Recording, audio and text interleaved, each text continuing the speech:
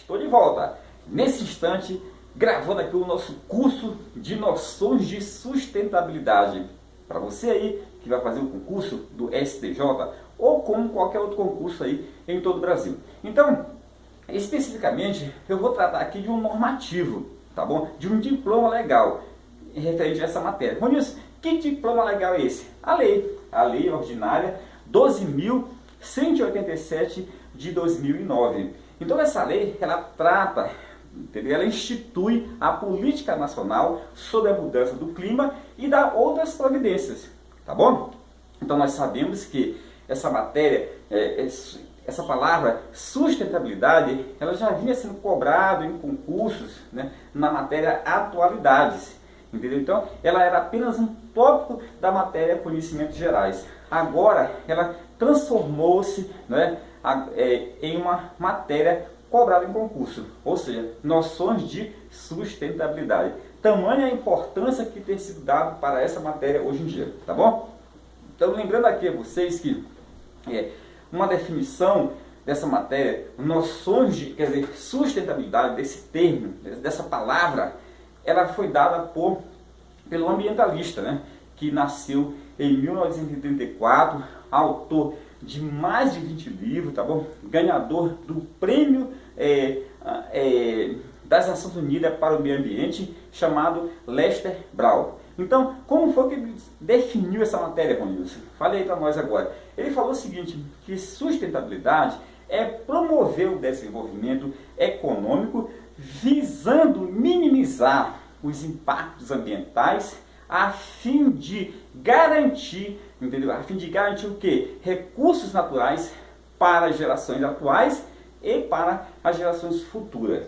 Então existe também, pessoal, um princípio muito importante que você precisa saber. O princípio da equidade intergeracional. Ou seja, eu não posso apenas pensar no presente, eu tenho que pensar no futuro, nas novas gerações. Então, hoje, o tema sustentabilidade veio trazer uma consciência ambiental de que os recursos naturais são limitados e que se nós acelerarmos a sua degradação, mudanças sérias no meio ambiente, como por exemplo no clima, irá acontecer, o que tornará insustentável as futuras gerações, tá bom? Viver nesse planeta, tá?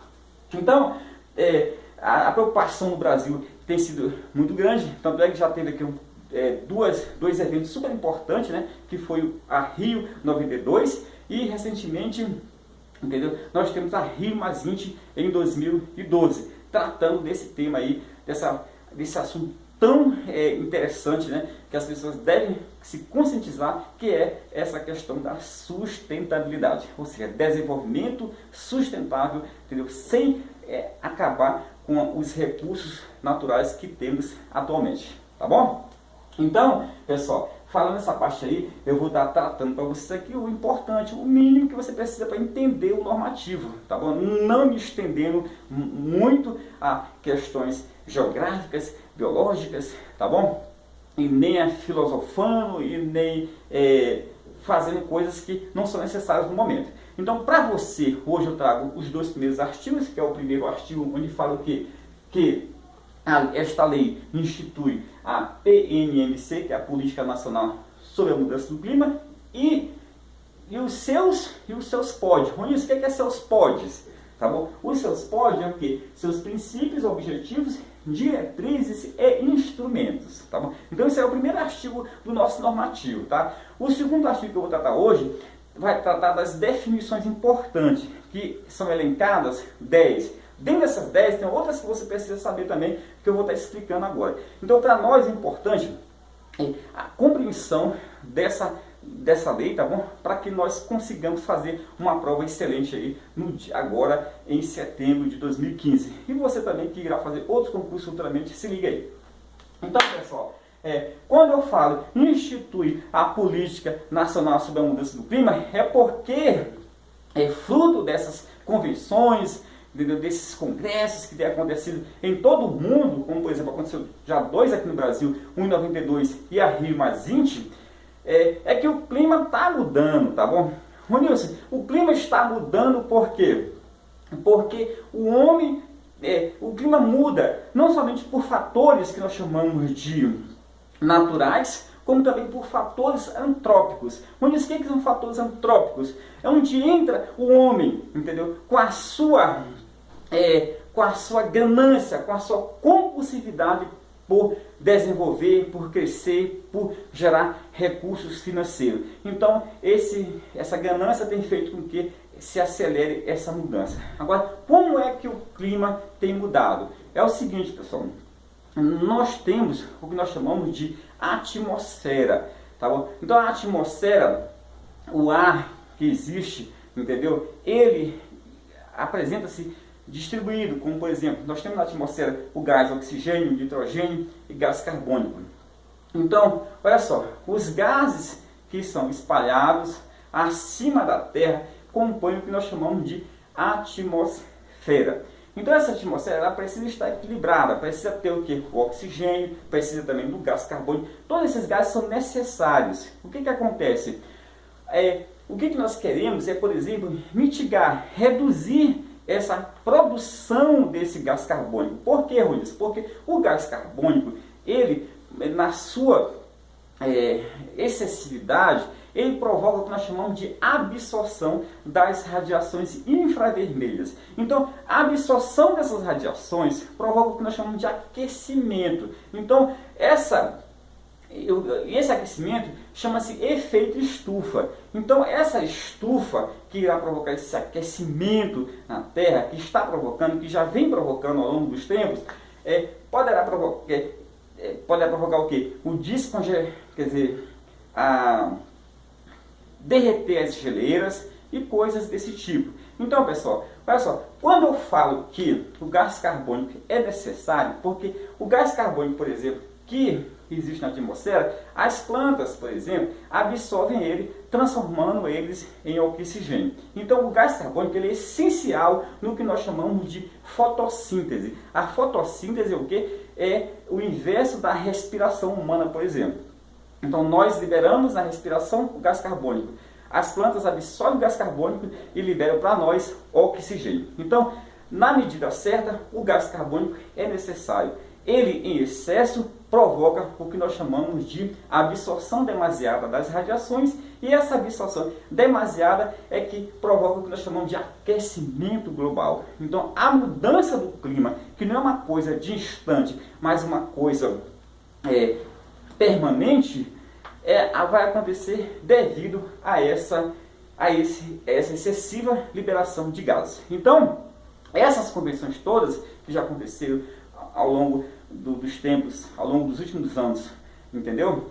Ela visa fazer com que os países reduzam essa emissão. E isso irá provocar o que nós chamamos atualmente, o que nós chamamos de créditos de carbono. Então, quanto mais você faz alguma coisa no sentido de diminuir a liberação do gás carbônico, por exemplo, como reflorestamento de áreas verdes, você ganha o que nós chamamos de crédito de carbono. O crédito de carbono corresponde a 1 tonelada de gás carbônico que você deixou por algum meio, entendeu? De liberar para a atmosfera. Ok, pessoal?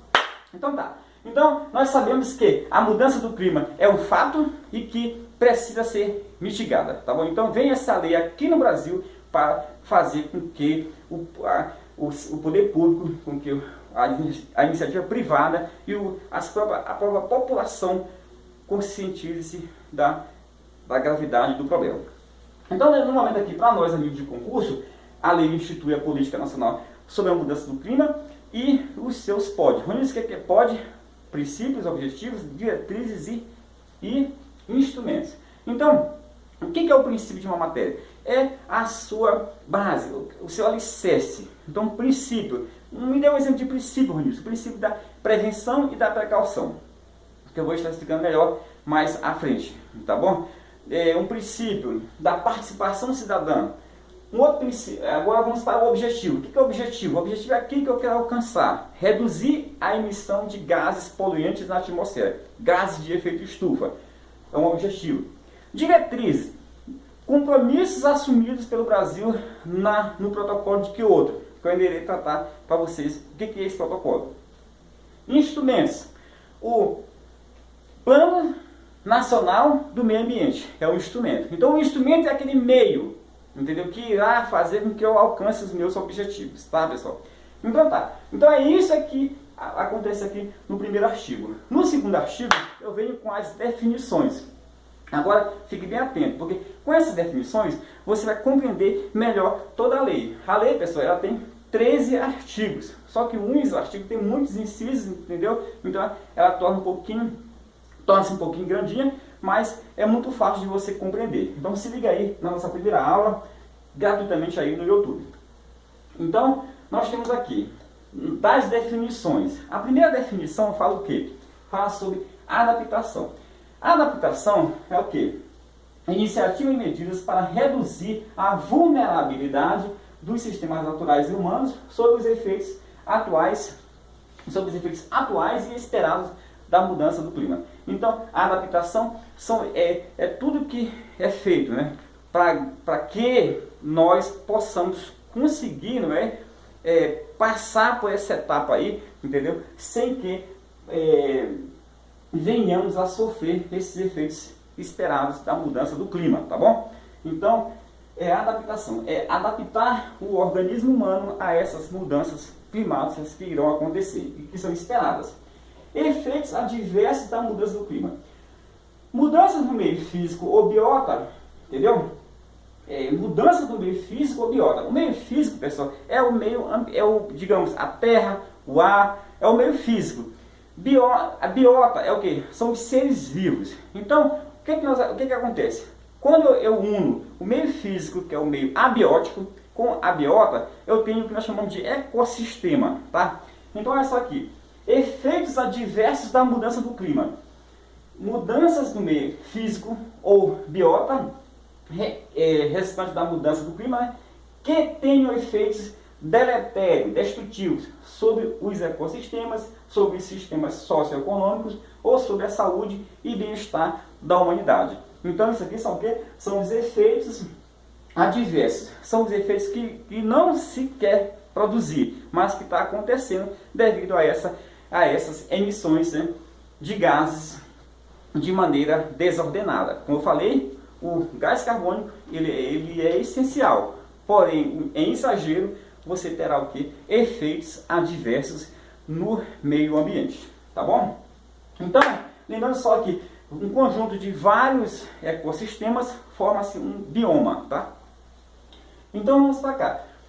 Emissão. Emissão, pessoal, é a liberação de gases e precursores de gases de efeito estufa. Então, o que são emissões? Emissão é a liberação de gases de efeito estufa e dos seus precursores. Ronilson, me dê um exemplo de um gás de efeito estufa. O gás carbônico, por exemplo, a descarga dos automóveis liberam muito gás carbônico e CO, que é o gás carbônico, ele é conhecido como dióxido de carbono, é o CO2. E o CO é o monóxido de carbono, aquela fuligem escura.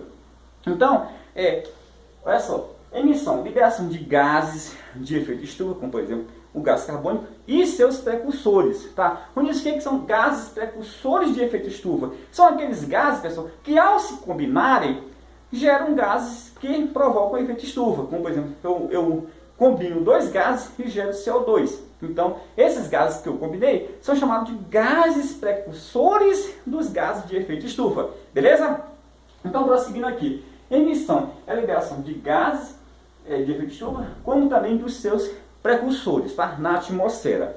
Olha só aqui, fonte é o processo ou atividade humana, tá bom? Que vai liberar gás de efeito estufa, gás precursor de efeito estufa e aerosol. O que é aerosol? Aerosol são o que são compostos líquidos e sólidos em suspensão. O gás aerosol ele não só provoca efeito estufa, como também destrói a camada de ozônio, tá? Que essa camada de ozônio, uma vez destruída, irá fazer com que a Terra receba, entendeu? O que nós chamamos de radiação ultravioleta em excesso, tá? Que radiação ultravioleta é altamente cancerígena. Então, pessoal, GE, gás de efeito estufa, são os gases que absorvem e reemitem radiação infravermelha. Então, já falei para vocês que ao receber ao absorver essas radiações infravermelhas, o gás de efeito estufa provoca uma estufa, ou seja, um aquecimento excessivo na nossa atmosfera. Aquecimento esse que poderá provocar o quê? Um desequilíbrio natural, ou seja, enchentes, derretimento do polo da Antártida, por exemplo. Então vamos lá. Ô Nilson, impacto, efeitos da mudança do clima nos sistemas humanos e naturais. Então isso aí são o que nós chamamos de impactos. Mitigação. Mitigar é uma palavra que te remete a diminuir, mitigar. Mas vamos lá. Mitigar são mudanças em tecnologias que reduzam o uso de recursos naturais, de emissão, quer dizer, mitigação é mudanças em tecnologias que reduzam o uso dos recursos naturais, tá? Emissões de gases e aumento de sumidouros. Então, o que é, pessoal, mitigação? Mitigar é o que? São o que? Mudanças e tecnologias. Então, tecnologias como, por exemplo, tecnologias, é tudo aquilo que vai fazer o quê? Com que eu reduza a emissão, com que eu reduza a utilização de recursos naturais. Como, por exemplo, ao você fazer tua casa e usar células fotovoltaicas, você estará produzindo energia solar. Essa energia solar, ela é uma energia sustentável. Então, por exemplo, eu utilizei muitos recursos que seriam necessários para trazer essa energia lá da hidrelétrica até a tua casa. Eu não desmatei floresta para passar as linhas de transmissão, entendeu? Eu não tirei aquela população ali para reprisar a água, tá bom? Então várias coisas acontecendo. Então isso aí é o que? São mudanças em tecnologias que reduzem o uso desses recursos naturais, emissão de gases e aumento de sumidouro. Olha só, o sumidouro, pessoal, é tudo aquilo que absorve gás carbônico, como por exemplo, floresta. Ao você reflorestar, você está o quê?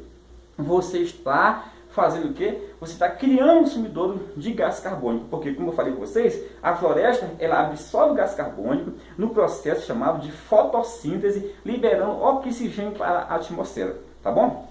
Então, nós temos também uma outra espécie de sumidouro, que é as reservas de carvão. Tá? Poços de petróleos exauridos também são sumidouros de gás carbônicos. Tá bom, pessoal? Entre outros, tá? Então, olha só aqui. Quando eu faço isso aqui, quando eu invisto nessa tecnologia, eu estou conseguindo deixar de liberar para a atmosfera gás carbônico. Eu já falei para vocês que eu crio crédito de carbono. Como é que é criar crédito de carbono que pode até ser negociado em bolsas de valores, tá bom? Eu tirar, por exemplo, 1 tonelada de gás carbônico me dá direito a um crédito, tá? E esses créditos são negociados em bolsas de valores. Eu vou tratar disso com vocês mais na frente. Mudança do clima, alteração em períodos compatíveis da atmosfera devido a fatores naturais ou devido à atividade humana. Então, pessoal, a mudança do clima ela não acontece somente por fatores humanos, que são fatores antrópicos, ou seja, de homem, devido à atuação do homem. Não, ela também acontece por fatores naturais. Então, mudança do clima são o quê? São alterações em períodos que eu posso comparar, tá? Em períodos determináveis e que provocam, né, essa mudança do clima. Tanto faz por fatores naturais, como por fatores antrópicos de maneira direta ou indireta, tá bom? Sumidouro, já falei, é o processo ou atividade, o mecanismo que remove da atmosfera, né, gás de efeito estufa, aerosol ou gás precursor de gás de efeito estufa, beleza? Esses gases aí são prejudiciais à nossa atmosfera porque criam o que nós chamamos de estufa, ou seja, eles não liberam a radiação causando um aquecimento, tá? Então, pessoal, vulnerabilidade, grau de suscetibilidade e capacidade de lidar com efeitos adversos da mudança do clima. Então, o nosso sistema hoje é um sistema vulnerável. Então, nós precisamos acabar com essa vulnerabilidade através de meios e mecanismos que mitiguem essa mudança exacerbada no clima hoje do Brasil e do mundo. Lembrando só, pessoal, trata hoje do artigo 1º e do artigo 2º da Lei 12.187, uma lei que vai ser cobrada no teu concurso aí, que vai fazer agora do STJ, como também de outros concursos em todo o Brasil. Te vejo aí no nosso próximo vídeo. Muito obrigado.